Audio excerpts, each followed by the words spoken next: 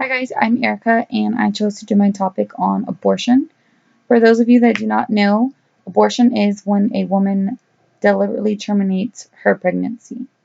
So there's two sides.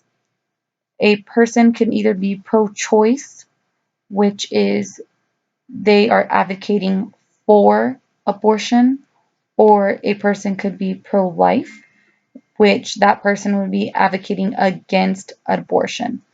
A majority of the people that are pro-life are very religious.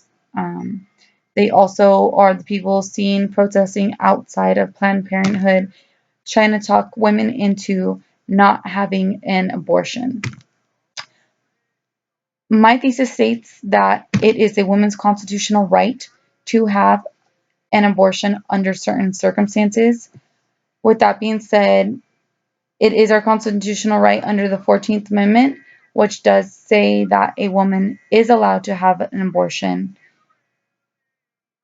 with that being our choice. So, certain circumstances that would be acceptable to have an abortion would be finance, or if a mother is a single mother, health reasons, rape, religion. So, the utilitarian focuses on the consequences of an abortion, the negative and the positive, and also the greater amount or the greater pleasure over pain. So if you are a utilitarian pro life, you are going to look at abortion and you're going to look at all the deaths in a child.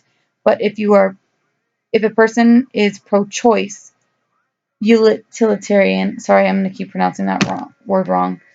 They're going to look at the all the back alley abortions, which is very unsanitary, and there's a lot of pressure there because if a woman is already doing a back alley, she's most likely hiding it from her friends and her family, and that can cause her more harm due to the woman needs to go get checkups, and she's not going to do so because she's going to go get an abortion through the back alley, which isn't good, isn't very safe. So it's just kind of based upon a woman. So let's just take an example. If you take finance or a woman being single, you look at the negative and the positive. You could take Bethenham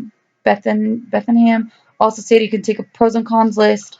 A woman can do that and see what is her best bet or what is going to bring her the greatest amount of pleasure over pain. Which 75% of women are poor, alone, or in poverty. So if you have a woman that's already poor and you try to add a child on top of that, that's going to cause her a great amount of stress, a great amount of pain, and she's either going to turn to the system, her family, or the community to rely on helping her support the child, which that is going to cause more people a greater amount of pain over than if she was to have an abortion.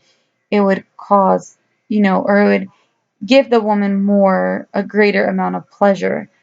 Same thing with that would kind of tie into a single mom, a mother that has dependents already. If let's just for example say she has two kids, she's bringing a third one in.